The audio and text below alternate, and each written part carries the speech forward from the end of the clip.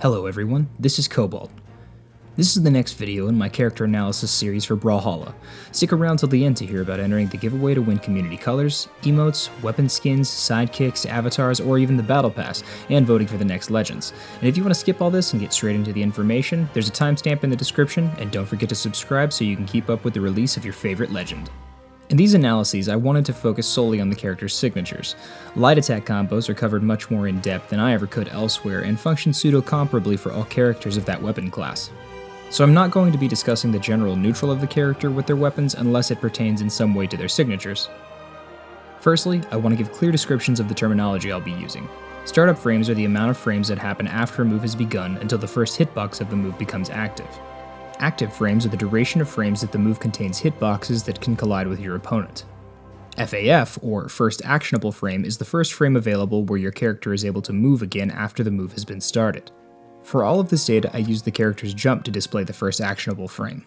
Lastly, On Miss refers to the move not connecting with an opponent, and On Hit refers to the move making contact with an opponent. I'm going to be doing my analysis today on the next voted in legend, Thatch. Thatch won his ship from the Devil, and with this, he wrought more raiding than any other pirate before him or since. His ship was haunted with ghosts, and he was a ruthless pirate who even made his own mother walk the plank. Well, not the worst origin story, but certainly not great. Also, why did nobody tell me that the dates were off on my calendar? I can't believe that they've been off since the beginning. I'm so disappointed in all of you. I really am. But you know what? We're gonna leave it. It's a thing now, so every video from now on is gonna be 1 week off the calendar. Moving on. Thatch's weapons are blasters and sword. He hasn't seen a huge amount of tournament results or competitive presence in the metagame. So why is this? Well, his terrible defense stat likely has something to do with it. Guy gets knocked out really early, and that is a hard flaw to overcome despite his solid stats in all other categories. But his weapons are both pretty good in the meta right now, offering him consistent kill options and solid power. So, do his SIGs help with this, or do they make things harder on our drunken pirate? Now that I say that, being drunk would explain low defenses. Would also explain some scurvy. Anyway, let's find out. Let's start with his blasters. Blaster's side sig has 18 frames of startup, active frames from 19 to 26 with an FAF of 55. It functions the same on miss as it does on hit. Thatch fires 2 simultaneous blasts from his pistols directly in front of him. This move has average startup and FAF with okay active frames. It has good coverage directly in front of him and bears some utility for him thanks to its large disjointed hitbox and range. It covers a fair distance in front of him, so it definitely has the ability to out-prioritize certain hits as well as reach past ledge for an edge guard. Not a bad SIG in my opinion, and is average in terms of frame data. Blaster's neutral SIG has 11 frames of startup, active frames from 12 to 17, and 36 to 42 with an FAF of 68. It functions the same on miss as it does on hit.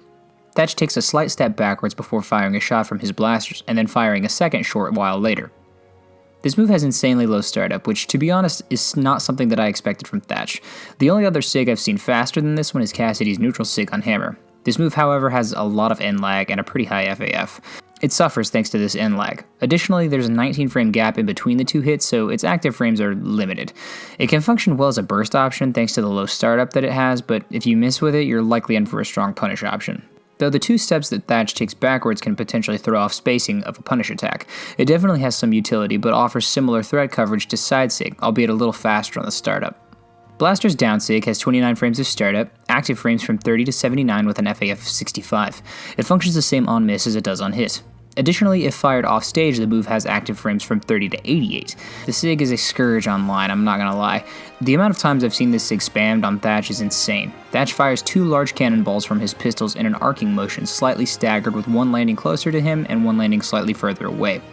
But this is one of those really unique SIGs that allows the player to move prior to the conclusion of the active frames. It makes it really useful since the hitboxes linger for so long both on and off stage, and he has no end lag on the move. It has a really good range and threat coverage as well. It travels really far, and I think it has a lot of utility on his kit. It allows you to throw out a move and be able to act while providing an active hitbox, offering you the ability to prepare your next attack or surprise an enemy that is attempting to punish it. Next up is his sword. Sword's side sig has 17 frames of startup, active frames from 18 to 23 and 30 to 38 with an FAF of 64. It functions the same on miss as it does on hit. Thatch performs 2 forward slices with his sword, accompanied by some secondary water effects. It has average startup and FAF.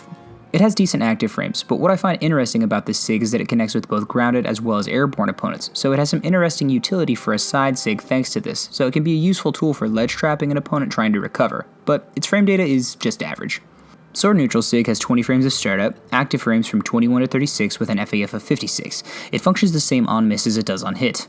Thatch swings his sword out in front of him and upward, also accompanied by water effects. This move can hit both grounded and airborne opponents, and it covers a decent range above him, so it can be useful for jumping opponents or for those recovering high. It has average frame data.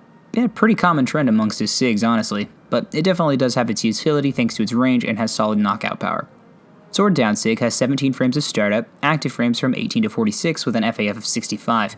It functions the same on miss as it does on hit. Thatch jumps slightly backwards, swinging his sword forward, then swinging it around him before swinging it forward once again for a final hit. This move has about average startup and pretty high FAF. It's got some decent active frames, but can be really punishable on miss thanks to the high FAF and end lag. It has some utility to it thanks to its threat coverage directly in front of him, so not a bad SIG necessarily, just punishable. So overall, his SIGs are about average in terms of their frame data. They don't have a particularly fast startup with the exception of his neutral SIG on blasters, but all of them do have quite a bit of FAF and end lag, so they can be punished if you're spaced well against them. His down SIG on blasters is probably the most iconic SIG that he has, as well as pretty useful, not to mention it's unique in its ability to offer him a lingering hitbox whenever he can move again. It has a lot of thread coverage and a long duration of active frames, so it's not bad. His sword SIGs aren't bad either thanks to their coverage and hitboxes, but the punishability on all of his moves, I think, is what limits them despite their impressive strength. This punishability of his SIGs does not make a healthy combination with his low defensive stats, so I'm unsure if he'll have really good competitive results, but blasters and sword both have solid kill confirms, so anything could happen. We'll just have to wait and see. Today's code to put down in the comments is Edward Newgate, along with your Twitter handle or social media of your preference. And if you get that reference, I appreciate it. Also, I'll be streaming tomorrow evening after the next video comes out, so feel free to stop by and say hello. The link will be in the description below, and I'll be playing with viewers. Tune in tomorrow for coverage on the next highest voted legend from this week. Comment to vote for the next legends for next week. I'll be continuing this once a day Monday through Friday over the next 10 weeks until all 50 legends are covered. So, thanks for joining me on this ride. Don't forget to subscribe so you don't miss the release of your favorite legend, and hope to see you back for the next one. Once again, I'm Cobalt, and thanks for watching.